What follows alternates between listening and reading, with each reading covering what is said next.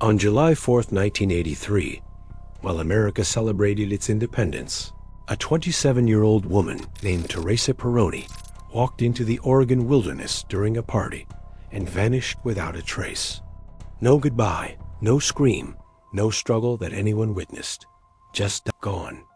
For 42 years, her family searched. For 42 years, investigators wondered.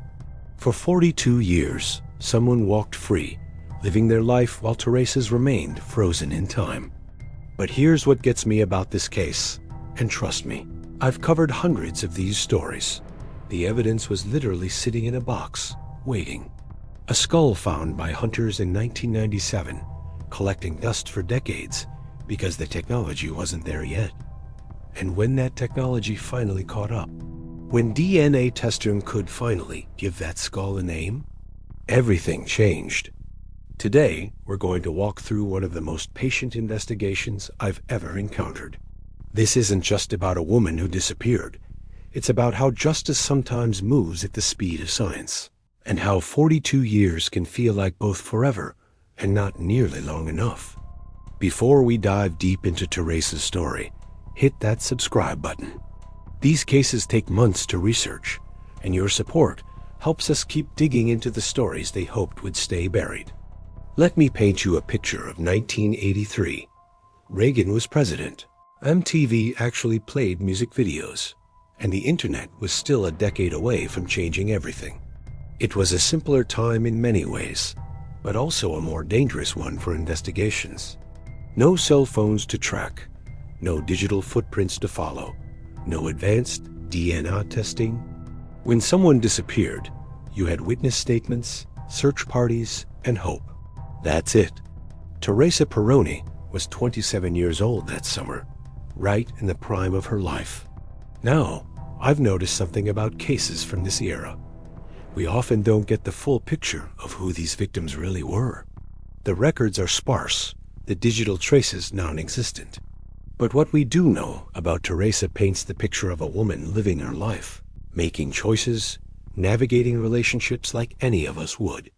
She was involved with a man named Mark Sanfatello. He was 29, just a couple years older than her. From what investigators pieced together, their relationship had ... complications. And honestly, this is where I start seeing red flags that make me wonder how this case might have been handled differently if it happened today. Teresa wasn't just seeing Mark. She was also involved with someone else. Now, before anyone jumps to conclusions, people's personal lives are complicated. Always have been. The difference is, in 1983, a woman having multiple relationships was judged much more harshly than it would be today. And that judgment? It can affect how seriously police take a case, how hard they investigate, how much they believe the victim deserved what happened to them. I'm not saying that's what happened here, but I've seen it in too many cases from this era to ignore the possibility. What we know for certain is that Mark knew about Teresa's other relationship, and according to witnesses, he wasn't happy about it. Not happy at all. So here we have the setup. July 4th, 1983. A holiday party in the woods of Oregon. A woman caught between two relationships. A man who's angry about being one of two. And a community that's about to lose one of its own. Illinois River Road in Selma, Oregon. If you've never been to this part of the country, let me set the scene for you. We're talking about dense forest, winding roads, the kind of place where you can walk 50 feet into the trees and completely disappear from view. The Rogue River runs nearby, and in summer, it's beautiful. It's also isolated. The party on July 4th was happening in the 1000 block of Illinois River Road. Now, I've looked at maps of this area, and what strikes me is how remote it is. This wasn't a suburban backyard barbecue. This was deep woods territory, the kind of place where you go when you want privacy, when you want to get away from prying eyes. And here's something that bothers me about this whole setup. When you're partying in a place this isolated, witnesses become incredibly important. There's no security cameras, no neighbors who might have seen something, no traffic cameras to check. You have the people who were there, and that's it. Teresa and Mark arrived at the party together. Multiple witnesses later told police they could see tension between them right from the start. This wasn't a couple having a good time celebrating a holiday. This was a couple in the middle of something serious. Now, I want to pause here and talk about what witnesses remember versus what they actually saw. It's been over 40 years, but back in 1983, these memories were fresh. People at that party watched Teresa and Mark interact, and what they saw was concerning enough that they remembered it decades later. The argument wasn't quiet. It wasn't subtle. According to the National Missing and Unidentified Persons System, they were fighting about Teresa's other relationship. And here's where I have to wonder, how public was this argument? Were other partygoers trying to intervene? Were people taking sides? Or was everyone just uncomfortable and hoping it would blow over? In my experience covering these cases, when a couple has a very public argument, and then one of them disappears, the investigation usually focuses pretty quickly on the survivor. But that's with today's investigative techniques. In 1983, things moved differently. What we know is that at some point during the evening, Teresa and Mark walked away from the party. They headed into the woods, those dense, dark Oregon woods that could hide anything. Multiple people saw them leave together. Here's what really gets to me about this moment. In 1983, if a couple at a party walked off into the woods together, people might assume they were going to have some private time, work things out, cool off. Nobody would have thought to follow them or check on them right away. But looking back now, knowing what we know, that walk into the woods takes on a completely different meaning. That was the last time anyone saw Teresa Peroni alive. The timeline of what happened next is crucial, and honestly, it's one of those details that makes this case so frustrating. Mark came back to the party alone. Now, exactly how long he was gone, that's where witness statements get fuzzy. Some people said it was about an hour. Others thought it might have been longer. In a party atmosphere, especially one where people are drinking and celebrating, time gets flexible. When people asked Mark where Teresa was, his answers were vague. She might have gone home. Maybe she left with someone else. Maybe she was just taking some time to cool off. He didn't seem panicked. He didn't seem worried. He just seemed evasive. And here's where I start having problems with how this played out. If my girlfriend walked into the woods and then just disappeared, I'd be tearing those woods apart looking for her. I'd be rallying every person at that party to help search. I'd be calling her name until my voice gave out. Mark didn't do any of that. He stayed at the party. He made excuses. He acted like Teresa's disappearance was normal, expected, maybe even deserved. Now, I want to be fair here. People respond to crisis differently. Maybe Mark was in shock. Maybe he genuinely thought Teresa had left on her own. Maybe he was protecting himself from something. But when you combine his behavior that night with everything else we know about this case, it paints a picture that's hard to ignore.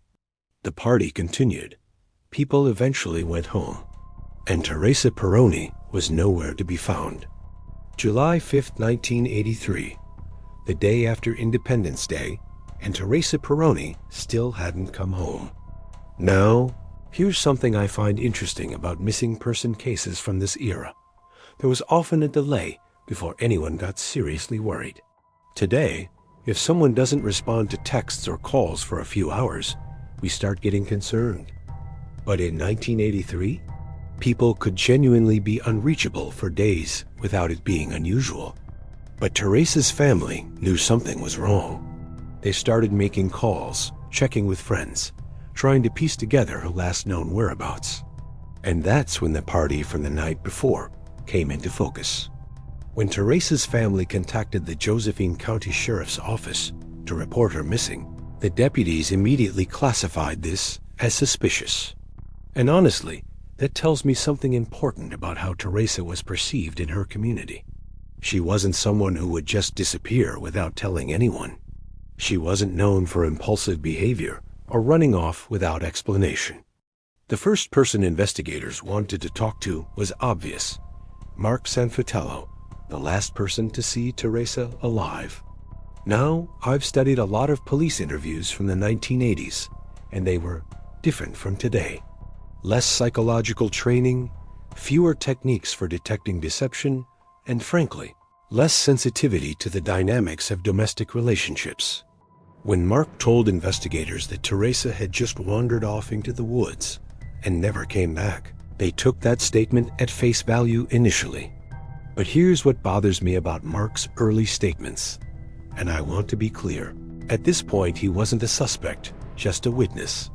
His story kept changing in small but significant ways. Sometimes Teresa left on her own. Sometimes she might have left with someone else. Sometimes she was upset about their relationship. Sometimes she wasn't. These inconsistencies?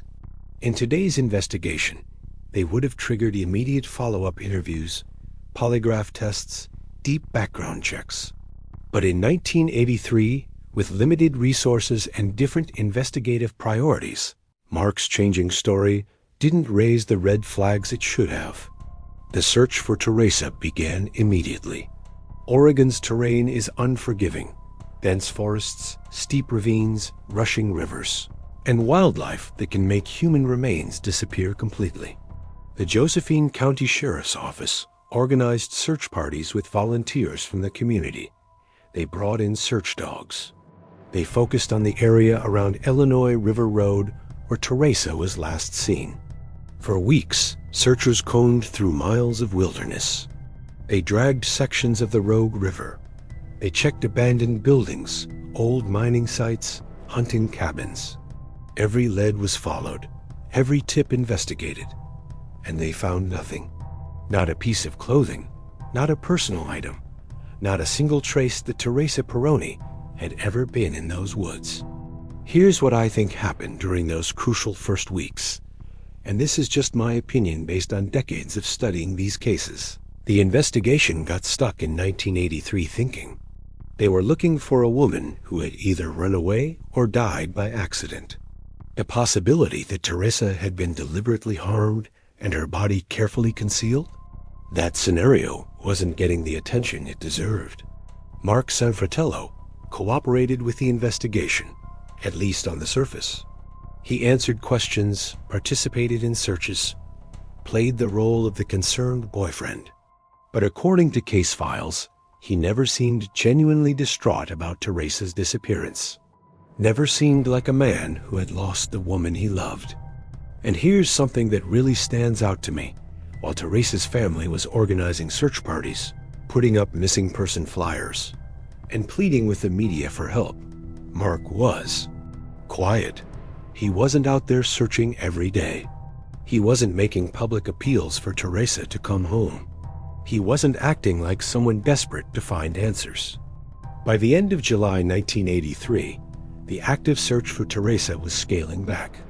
The sheriff's office was still investigating, but the daily search parties were ending. The case was transitioning from an active rescue operation to a cold case investigation. 1984, 1985, 1986, 1989. The years started stacking up, and Teresa Peroni remained missing. Now, I want you to imagine what this was like for Teresa's family during this period. Every birthday that passed, every holiday, every time they heard a news story about another missing person case getting solved, they had to wonder if Teresa would ever come home. The thing about cold cases from the 1980s is that they stayed cold for reasons that seem almost impossible to believe today. There was no national database connecting cases across jurisdictions. No internet forums where amateur detectives could share theories. No social media to keep cases in the public eye. Once the local media moved on to other stories, these cases just disappeared. But Teresa's family never gave up. And honestly, this is where I see the real tragedy of this case. While Mark Sanfratello was living his life, and we know he continued living in the area for years after. Teresa's disappearance. Her family was stuck in 1983, waiting for answers that never came. The Josephine County Sheriff's Office kept the case open, but with limited resources and no new leads, there wasn't much they could do. They'd follow up on occasional tips, re-interview witnesses when new information surfaced, but mostly, Teresa's case sat in a filing cabinet, waiting. And here's something that bothers me about this period. Mark Sanfratello never left the area. He didn't flee to another state, didn't change his identity, didn't act like someone running from something. He stayed in Oregon, got on with his life, and from all appearances, never looked back. Now, you could argue that staying local actually supports his innocence. Why would a guilty person stick around where everyone knew about his connection to Teresa's disappearance? But I see it differently. I think staying put was the smartest thing he could have done. Running would have made him look guilty. Staying made him look like just another person affected by a tragic situation. During these cold case years, forensic science was advancing rapidly. DNA testing was becoming more sophisticated, more reliable, more affordable. But there was one big problem with Teresa's case. They didn't have anything to test. No body, no blood evidence, no physical traces that could be connected to a suspect. All they had were witness statements from a party in 1983, and as the years passed, those witnesses were getting older, their memories less reliable, and some were passing away entirely. By the 1990s, Teresa Peroni's case was essentially dormant. The occasional anniversary article in the local newspaper, maybe a mention when similar cases made headlines, but for the most part, the world had moved on. Except for one group of people who never moved on. Teresa's family. They kept her missing person posters updated. They called the sheriff's office regularly. They refused to let Teresa become just another statistic. And then, in 1997, something happened that would change everything, though nobody knew it at the time. Two hunters were deep in the Oregon wilderness, doing what hunters do, when they made a discovery that would haunt them. They found human remains. Specifically, they found a skull. Now, finding human remains in the Oregon wilderness isn't unprecedented. People get lost hiking, fall into ravines, die of exposure. The terrain is unforgiving, and bodies can stay hidden for decades. So when these hunters contacted authorities, the initial assumption was that they'd found someone who had died of natural causes or an accident. The skull was recovered, examined, and filed away. Because in 1997, DNA testing was still expensive, still unreliable for degraded remains, and there was no obvious connection to any specific missing person case. Think about that timeline. Teresa disappeared in 1983. Her skull, and we now know it was her skull, was found in 1997. That's 14 years of her remains sitting in the Oregon wilderness, weathered by seasons, scattered by animals, slowly becoming unidentifiable. But here's the thing that really gets to me about this period. While Teresa's skull was sitting in an evidence locker waiting for technology to catch up, Mark Sanfratello was living his life. 1997 came and went. The millennium turned. The 2000s passed. Teresa's case faded further into history. By 2010, Teresa had been missing for 27 years.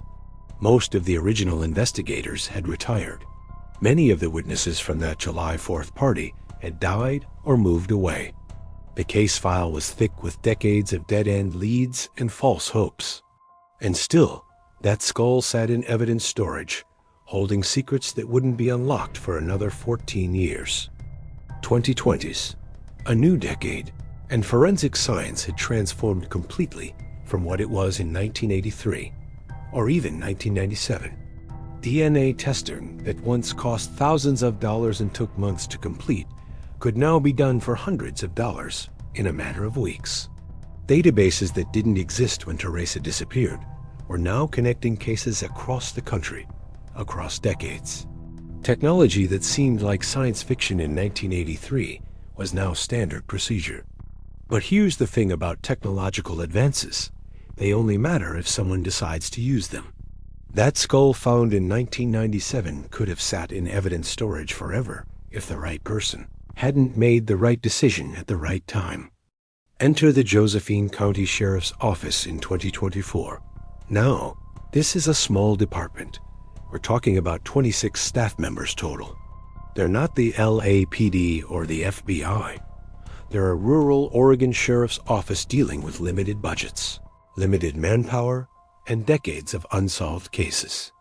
But someone in that department, and I wish I knew who, because they deserve recognition, someone made the decision to take another look at Teresa Peroni's case.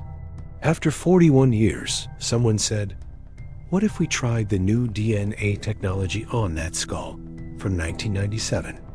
This is where I get frustrated with how long justice took in this case, but also amazed by the persistence of law enforcement. Think about it. The people who originally investigated Teresa's disappearance in 1983 were probably retired by 2024. The people working her case in 2024 weren't emotionally invested in the original investigation. They could look at the evidence with fresh eyes. The decision to test the skull's DNA against Teresa's family members was straightforward in theory, but complex in practice. You need family members willing to provide DNA samples. You need a lab with the capability to extract usable DNA from decades-old bone. You need funding for testing that wasn't in anyone's budget when the skull was first found. But somehow, all those pieces came together in 2024. The DNA extraction process from the skull would have been painstaking. Bone DNA degrades over time, especially when it's been exposed to the elements for 14 years before being found. The lab technicians would have had to work with tiny fragments, using techniques that didn't exist when the skull was first discovered. And then came the comparison to Teresa's family DNA. This part, which seems so simple when you watch it on TV crime shows, is actually incredibly complex. You're comparing degraded DNA from a skull to fresh DNA from living relatives, looking for genetic markers that prove familial relationship. When the results came back, they were conclusive. The skull found by hunters in 1997 belonged to Teresa Peroni. Just like that, after 41 years, Teresa's missing person case became a homicide investigation. Now, I want you to think about what this moment meant for different people. For Teresa's family, it was devastating confirmation of what they'd probably suspected for decades. Teresa was dead, had been dead since 1983, and someone had ended her life. But they had one advantage investigators in 1983 didn't have. They knew they were investigating a homicide from day one. The wheels of justice had been frozen for over 4 decades. But sometimes, when you least expect it, they begin to turn again, and when they do, they can crush everything in their path. By early 2025, the Josephine County Sheriff's Office had built what they believed was an airtight case. The DNA of evidence was irrefutable. The witness testimonies, though aged, were consistent. And Mark Sanfratello? He had no idea what was coming. What about the grand jury? On June 27, 2025, a grand jury in Josephine County convened in secret. The room was small, sterile, filled with citizens who had never heard Teresa Peroni's name before that day. But by the time they left, they would carry the weight of her story. District Attorney Josh Eastman presented the case methodically. The DNA match, the witness statements from 1983, the pattern of behavior, the lies that had been told. One by one, he laid out the pieces of a puzzle that had taken 42 years to complete. The grand jury didn't deliberate long. The evidence was overwhelming. Mark Sanfratello was indicted for murder in the 2nd degree. But here's what's chilling about this moment. Sanfratello was going about his normal day, completely unaware that his past had finally caught up with him. He was living in Chico, California, probably thinking he'd gotten away with it. After all, it had been 42 years. Who looks back that far? Now, tracking down a 72-year-old man might not sound like the most dramatic manhunt, but remember, this guy had been free for over 4 decades. He'd built a life, maybe had relationships, possibly even convinced himself that what happened in those Oregon woods on July 4th, 1983, was just a distant nightmare. Law enforcement agencies across state lines began coordinating. Oregon investigators worked with California authorities to locate Sanfratello. They found him exactly where public records said he'd be, living quietly in Chico, probably thinking his biggest worry was his next doctor's appointment. Picture this. June 28, 2025, a regular Saturday morning in Chico, California. Mark Sanfratello, now 72 years old, is probably having his morning coffee, reading the newspaper, living the life of a senior citizen. Then comes the knock. When he opened that door and saw law enforcement officers with handcuffs and a warrant, what do you think went through his mind? Did he immediately know why they were there? Or did he try to play dumb? The arrest was swift and professional. No dramatic chase, no resistance. Just an old man finally facing the consequences of what he allegedly did when he was 29 years old. Do you know the charges? The indictment was clear and damning. Murder in the second degree. In Oregon, this carries a potential sentence of life in prison with the possibility of parole after 25 years. But here's the thing. Sanfratello is already 72. Even if he serves the minimum, he'd be nearly 100 years old before he could even be considered for parole.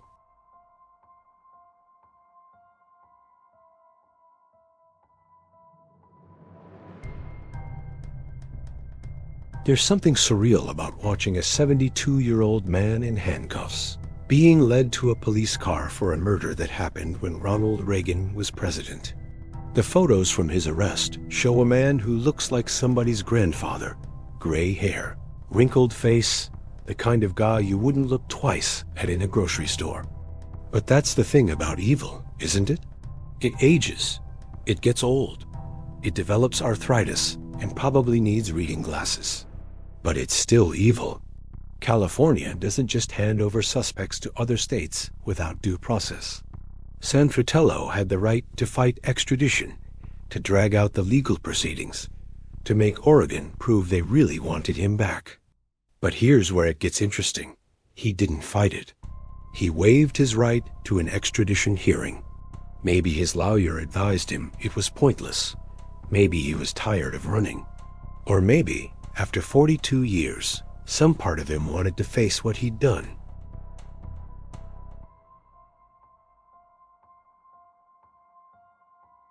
When Sanfratello appeared in Josephine County Circuit Court for his arraignment, the courtroom was packed. Reporters, curiosity seekers, and most importantly, people who had known Teresa Peroni. Some had gray hair now, others walked with canes. But they were there, witnesses to a moment that many thought would never come. The judge read the charges. Murder in the second degree. Sanfratello, through his attorney, entered his plea. Not guilty. And just like that, Teresa Peroni's case went from a cold case file gathering dust to an active murder trial set for 2025. What was the defense strategy? Now, defending a 42-year-old murder case presents unique challenges. How do you cross-examine witnesses whose memories have been filtered through 4 decades of life? How do you challenge DNA evidence that's been confirmed by multiple laboratories? How do you explain away witness testimony that's remained consistent since 1983?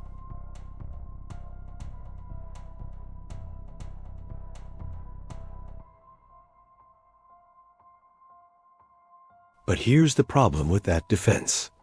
If it was innocent, why didn't he report her missing? Why didn't he lead search parties to find her? Why did he, according to witnesses, seem unconcerned when she vanished? Now, we're gonna see the family's reaction. For Teresa's family, this arrest was both a blessing and a curse. Finally, after 42 years, someone was being held accountable. But it also meant reliving the worst day of their lives, this time in front of cameras and reporters, and a public that loves a good true crime story. Her sister, now in her 60s, told reporters that she never gave up hope that someday, somehow, there would be justice for Teresa. But she also admitted that part of her had made peace with never knowing the truth. Now, suddenly, she had to prepare for a trial, for testimony, for seeing the man who allegedly killed her sister, sitting just a few feet away in a courtroom. Let me tell you now the community impact. Selma, Oregon, is a small community. In 1983, Teresa's disappearance shook everyone. People locked their doors. Parents kept their children closer. The idea that someone in their midst was capable of murder was terrifying. Now, 42 years later, that same community was grappling with the reality that the alleged killer had been walking free all this time. He could have been anywhere, doing anything, possibly even harming others. Local residents began asking uncomfortable questions. Who else knew? Were there signs? Could this have been prevented? No, this case represents something bigger than just one woman's murder. It's a testament to the power of modern forensic science, yes, but it's also a stark reminder of how many cases remain unsolved, how many families are still waiting for answers. The Josephine County Sheriff's Office immediately announced they were reviewing other cold cases, looking for opportunities to apply new DNA testing techniques. Teresa's case had opened a door, and law enforcement was determined to walk through it. As we prepare for what promises to be a blockbuster trial, one thing is certain. Teresa Peroni's voice, silenced for 42 years, is finally going to be heard. And Mark Sanfratello, who allegedly thought he'd gotten away with murder, is about to learn that some secrets refuse to stay buried.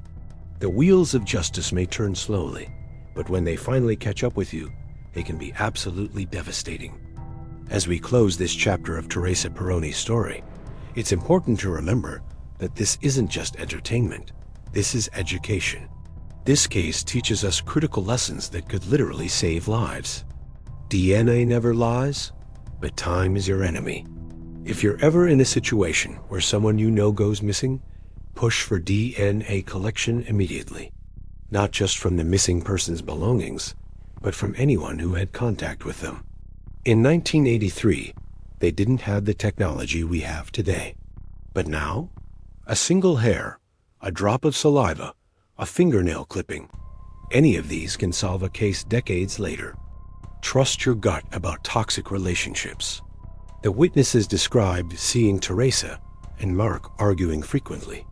If someone in your life is displaying controlling behavior, sudden anger, or making you feel unsafe, listen to that instinct. Teresa's friends saw red flags, but in 1983, domestic violence wasn't talked about the way it is today. Don't ignore warning signs in your relationships or in the relationships of people you care about. Report everything, no matter how small. In this case, witness testimony from 42 years ago proved crucial. That party guest who saw them walk into the woods together, that single observation helped convict a killer 4 decades later. If you witness something suspicious, report it. You might think it's insignificant, but you could be holding the key piece of evidence that solves a case. Cold cases are never truly cold. This case should give hope to every family who's been told their case has gone cold. With advances in DNA, technology, genealogical databases, and new investigative techniques, cases that seemed impossible to solve are being cracked every single day. Never give up. Keep pushing. Keep asking questions. Teresa's family waited 42 years, but they got their answers. Killers often stay close. Mark Sanfratello didn't flee to another country or change his identity. He was living just one state away under his real name. This is more common than you think. Many killers stay in familiar areas because running draws attention. If you're investigating a case or have suspicions about someone, Don't assume they've disappeared into thin air. This case represents something powerful happening in law enforcement right now. Agencies across the country are reopening cold cases and applying new technologies. The National Institute of Justice estimates there are over 250,000 unsolved murders in the United States. Cases like Teresa's prove that number doesn't have to stay that high. If you have information about any unsolved case, even if it happened decades ago, contact law enforcement. Your memory might be the missing piece of someone's puzzle. If you're dealing with the disappearance or murder of a loved one, know that cases like this one should give you hope. DNA technology is advancing every single day. Genetic genealogy is solving cases that were considered impossible just 5 years ago. Don't let anyone tell you it's been too long, or that there's no point in pursuing justice. Keep pressure on investigators. Ask about genetic genealogy. Push for your case to be included in DNA databases. Be that squeaky wheel. Teresa's family never stopped asking questions, and after 42 years, they finally got answers. As Mark Sanfratello heads to trial, we're left with haunting questions. How many other Teresa Peronis are out there, waiting for justice? How many other Mark Sanfratellos are living free, thinking they got away with murder? This case proves that no matter how much time passes, no matter how cold a trail gets, the truth has a way of surfacing. DNA doesn't age, evidence doesn't forget, and sometimes justice delayed is still justice served. Teresa Peroni was 27 years old when she vanished on that July 4th night in 1983. She had dreams, plans, people who loved her. Her voice was silenced for 42 years, but through modern science and determined investigators, she's finally speaking again. And what she's saying is simple.